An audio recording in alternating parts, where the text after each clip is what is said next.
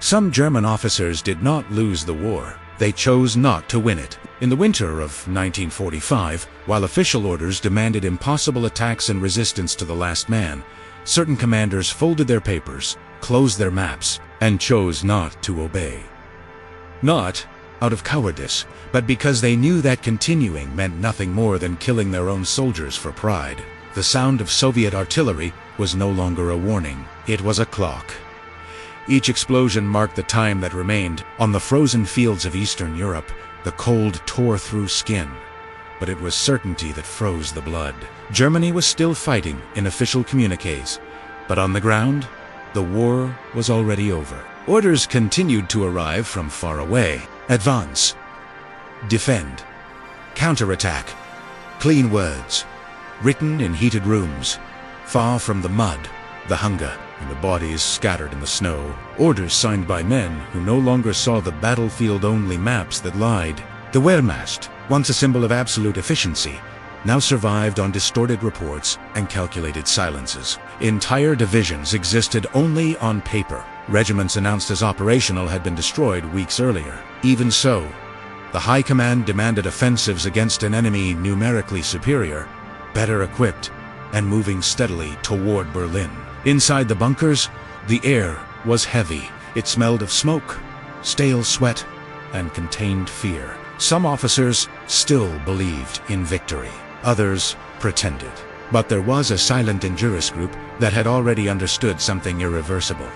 The war was lost, and blind obedience now meant only prolonging the massacre. These men did not see themselves as traitors. Many had fought from the very first day. They had taken part in early campaigns, crossed borders with confidence, believed they were writing history.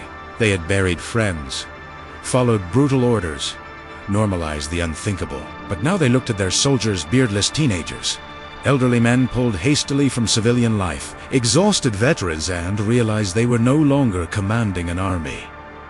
They were managing a pointless sacrifice. Hitler had turned retreat into a crime. Every withdrawal was treated as moral weakness. Every step back, a personal betrayal. The Führer spoke of will, of spirit, of absolute resistance. But on the battlefield, will did not stop tanks. Spirit did not replace fuel. Speeches did not prevent reality advanced with heavy boots and red flags.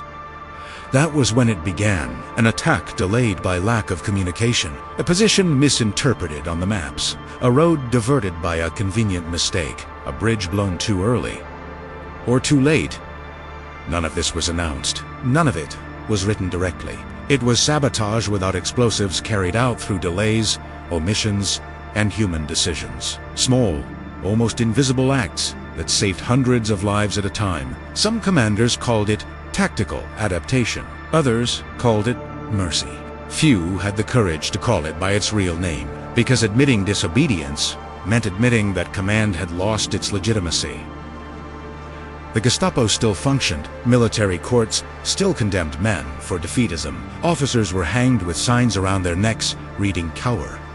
Executions still occurred as examples, but fear was beginning to lose its power.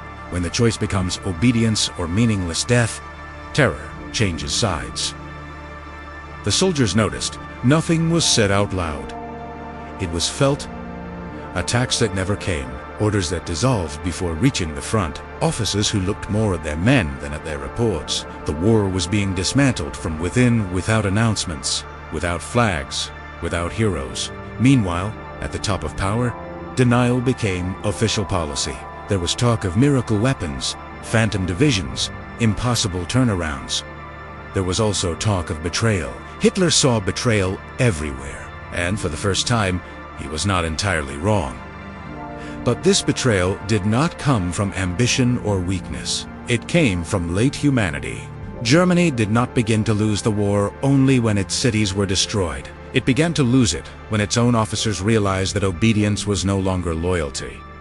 It was complicity. In surrounded cities, local commanders negotiated unauthorized surrenders. In frozen forests, entire columns were diverted to avoid certain encirclement. In improvised hospitals, Wounded men were left behind with false orders of full withdrawal, a lie created to save lives. These acts did not change the outcome of the war, but they changed the number of dead. And for those who were there, that meant everything. The Reich still breathed, but its authority was dead. When Berlin began to collapse, many of these officers already knew that nothing they did would be remembered. They would not be celebrated.